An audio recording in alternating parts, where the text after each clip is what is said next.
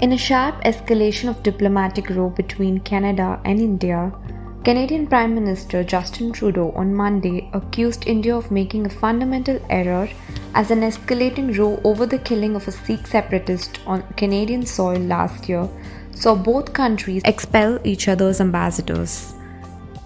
Began pursuing credible allegations that agents of the Government of India were directly involved in the killing of a Canadian citizen, Hardeep Singh Nijjar, on Canadian soil. We responded. As the RCMP Commissioner stated earlier, they have clear and compelling evidence that agents of the Government of India have engaged in and continue to engage in activities that pose a significant threat to public safety. This includes clandestine information gathering techniques, coercive behavior targeting South Asian Canadians, and involvement in over a dozen threatening and violent acts, including murder. This is unacceptable. While attempts have been made by the RCMP and national security officials to work with the Government of India and Indian law enforcement counterparts on this matter, they have been repeatedly refused. This is why, this weekend, Canadian officials took an extraordinary step. They met with Indian officials to share RCMP evidence which concluded 6 agents of the Government of India are persons of interest in criminal activities. And despite repeated requests to the Government of India, it has decided not to cooperate.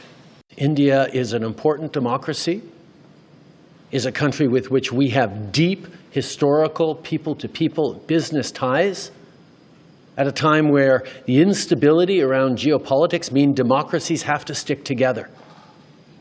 That is why when we started to understand through intelligence agencies that India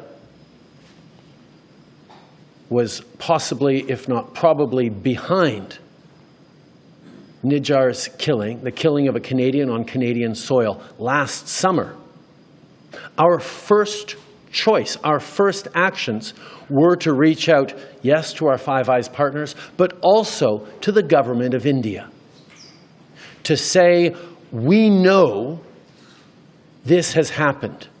Work with us to fix this. We don't want to be having this fight, but obviously, the killing of a Canadian on Canadian soil is not something that we can ignore as a country. So every step of the way, we have apprised India of what we know. I've spoken directly with Prime Minister Modi. We have engaged with intelligence counterparts. And unfortunately, every step of the way, both after I made the statement in the House of Commons last September